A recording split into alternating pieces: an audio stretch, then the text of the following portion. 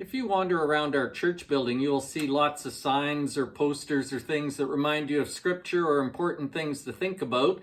I saw this one the other day. I thought I would share it with you. It says, "Expect good things." This is more important than we would probably give it credit for, a little three-word phrase, but this can change a lot of things. A few years ago, Sarah gave me a book called The 100 Habits of Happy People. And one of the habits is that when you don't know for sure, happy people guess positively. If you don't know how something's going to turn out or how something's going to be, why not assume something is going to be good? Why not expect good things? Now, there's a sort of way of going through life that says, well, if you expect bad things and then you don't get them, then you feel better. Prepare yourself for the worst and then everything else is better. But here's the thing.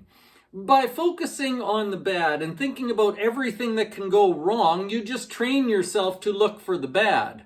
You never actually end up rejoicing in the good. You just say, oh, I missed that bad thing. But you're continually focused on the bad. By saying that you are going to expect good to happen, then you start training your brain to see good things even when bad things are around. And as well, you free yourself from a lot of worry that is just completely unnecessary. Mark Twain is famous for having said, supposedly he said, that his life was full of many disasters that he worried much about, most of which never took place.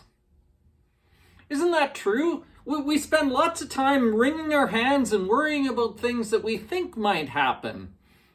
And then they never do, and we've just wasted all that time. Why not expect good things? Why not look for the good? Why not train yourself to do that and rejoice in those things when you see them? Because here's the thing, as Christian people, we're not just left to chance. We're not just left to fate. We have a God who is looking after us. Scripture says that in lots and lots of different ways. One place we hear that is in the Old Testament book of Jeremiah in chapter 17. It says this, verse 7, "Blessed is the man who trusts in the Lord, whose confidence is in him.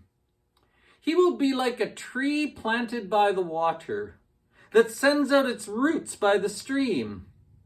It doesn't fear when the heat comes. Its leaves are always green. It has no worries in the year of drought and never fails to bear fruit." He says drought and heat are bad things, but if you are planted by a stream, that tree doesn't have to worry about those things. Those things don't harm it because it's still being fed. It still has a source of water. It still has hope. It still has life. It still has good things. You are not alone. Your life just isn't a mishmash of whatever. You have a good God who is looking after you. You have a good God who cares for you. You have a good God who is walking with you. Even when you see things that you think are bad, He can use them for your good.